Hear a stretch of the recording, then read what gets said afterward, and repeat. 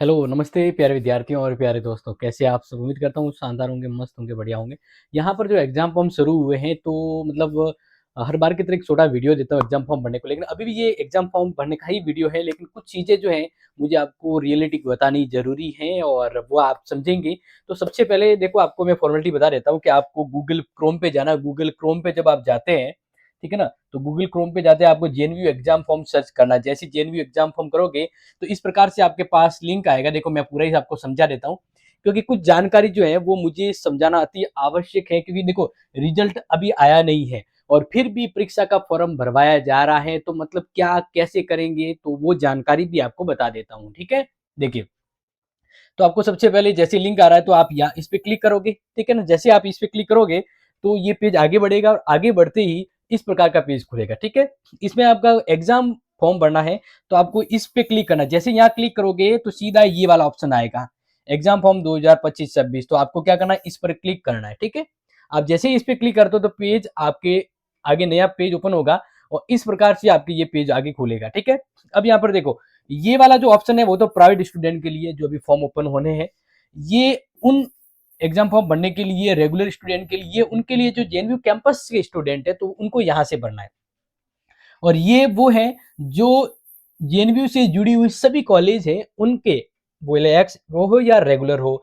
तो फिर क्या करना, आपको यहाँ इस पे क्लिक करना। जैसे ही आप इस पे क्लिक करोगे ये पेज आपके आगे बढ़ेगा और इस प्रकार का ऑप्शन आता है आपके। ठीक है, अब यहाँ पर आपको आपका फॉर्म भरना है तो इस वाले पे क्लिक करना है। ठीक है ना, किस पे करोगे, इस वाले पे क्लिक करोगे, बाकी किसी पे नहीं करना है। और जैसे ही आप यहाँ पे क्लिक करते हो ना तो पेज आगे बढ़ेगा आपके और आपके सामने इस प्रकार से आएगा।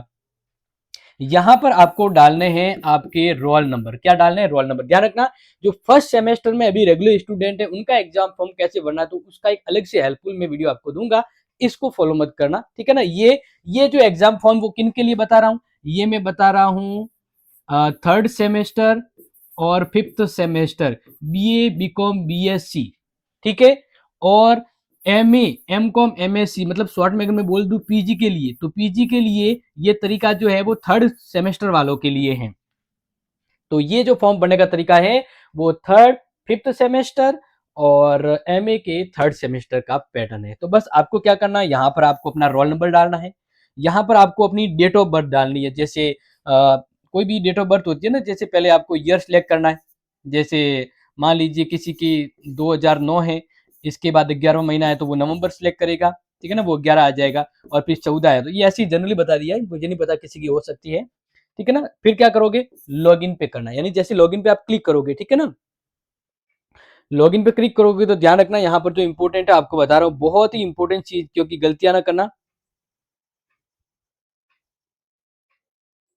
तो अब आगे देखिए, इसके बाद लॉगिन करते ही आपके सामने ये वाला पेज आएगा। ठीक है, अब यहाँ पर क्या है, एग्जाम टाइप। एग्जाम टाइप में इस प्रकार से अलग अलग भी आ जाए तो आपको क्या करना है, रेगुलर मेन एग्जाम को सिलेक्ट करना है। ठीक है ना, यही, क्योंकि आपका डीयू का फॉर्म जो है ना वो भी इसी ऑप्शन के साथ सिलेक्ट होगा। जैसे क्लिक करोगे ना तो ये खुलेगा, तो ये सिलेक्ट करोगे तो जैसे इस यहाँ पर सिलेक्ट हो जाएगा तो फिर आपको क्या करना है, कंटिन्यू करना है। कंटिन्यू पे क्लिक करोगे, इसके बाद आपको जैसे कंटिन्यू क्लिक करोगे तो ये घोषणा पत्र आएगा आपका कि परीक्षार्थी के द्वारा घोषणा की जाती है कि मैंने जो इंटरनल मूल्यांकन होता है इसमें 40% अंक प्राप्त कर दिए हैं, मतलब इतना औसत प्राप्त हो गया है।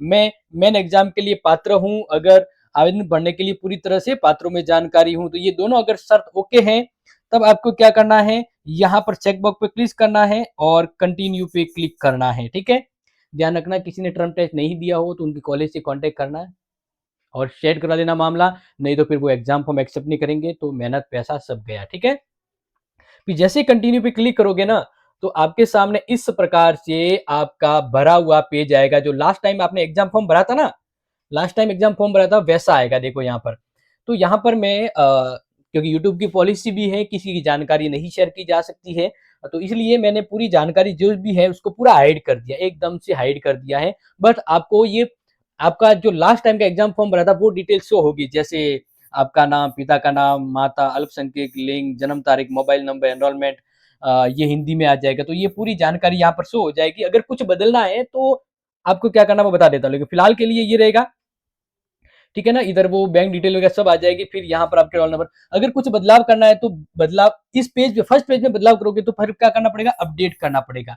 अगर फिर पहले वाले पेज में कोई अपडेट नहीं करना है, तो आपको सीधा नेक्स्ट वाले पेज पे क्लिक करना और पेज नेक्स्ट चला जाएगा। जैसे ये नेक्स्ट पेज पे गया, अब यहाँ पर देखो ध्यान रखना, वेरी वेरी मोस्ट बता रहा हूं, आपको सबसे पहले पर्सनल डिटेल क्वालिफाई करनी पड़ेगी, फिर ये वाला पेज क्वालिफिकेशन, इसके बाद आपका एड्रेस आएगा, इसके बाद आपको डॉक्यूमेंट अपलोड करने वाला आएगा, इसके बाद आपका लास्ट ईयर का रिजल्ट आएगा, फिर आपका एग्जाम भी पूरा चेक करवाया जाएगा कि ओके है या नहीं। इसके बाद जब आप एग्जाम की फीस भर दोगे तब यहाँ पर एक और ऑप्शन आता है, वो है डाउनलोड।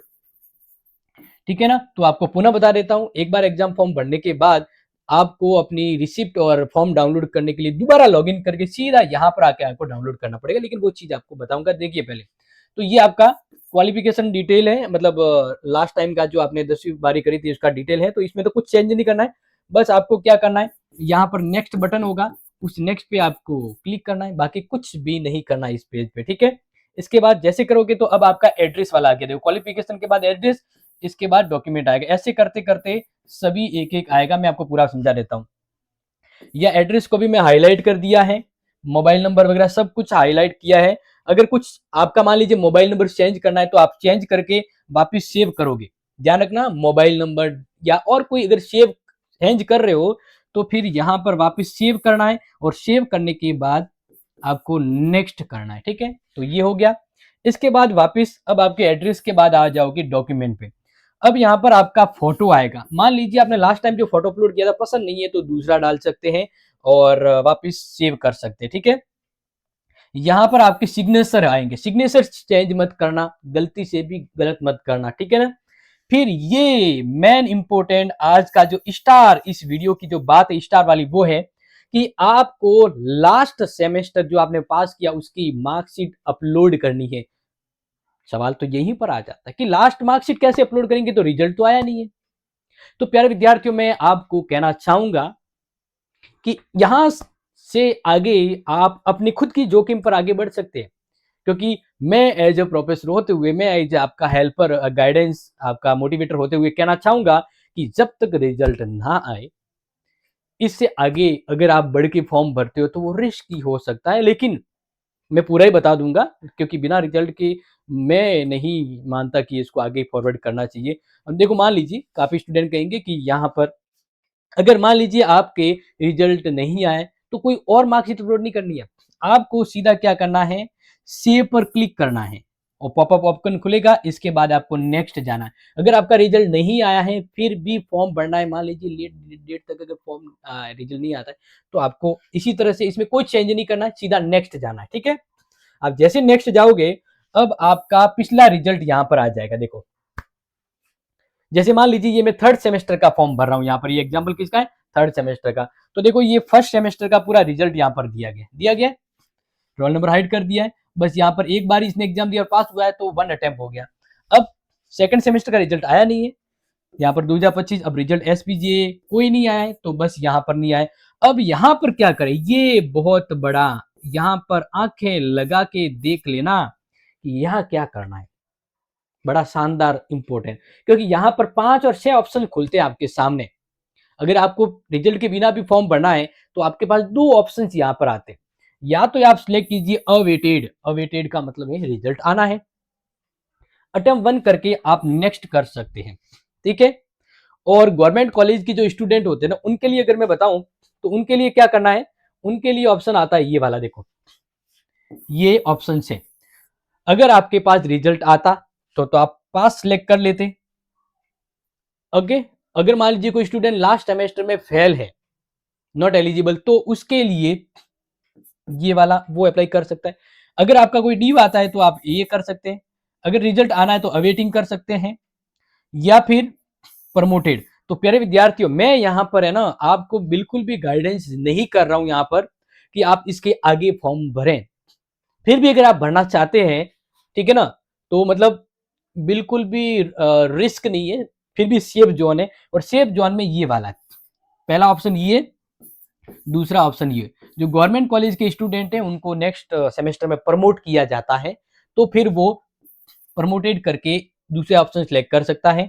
ठीक है ना, और प्राइवेट कॉलेज के रेगुलर स्टूडेंट है तो वो अवेटेड करके कर सकते हैं, लेकिन मैं तो ऑप्शन नहीं दूंगा, क्यों? मैं इससे आगे बढ़ने को नहीं कह रहा हूं, क्योंकि एग्जाम का रिजल्ट आना है। रिजल्ट के बाद क्या पता आपका कितना ड्यू रहेगा, कितना परसेंटेज आएगा, क्या एब्सेंट रह गया, एलिजिबल नॉट एलिजिबल। तो मेरी ओर से तो मैं ना कहूंगा। ठीक है, समझ में आ गया आपको यहां से आगे बढ़ने का।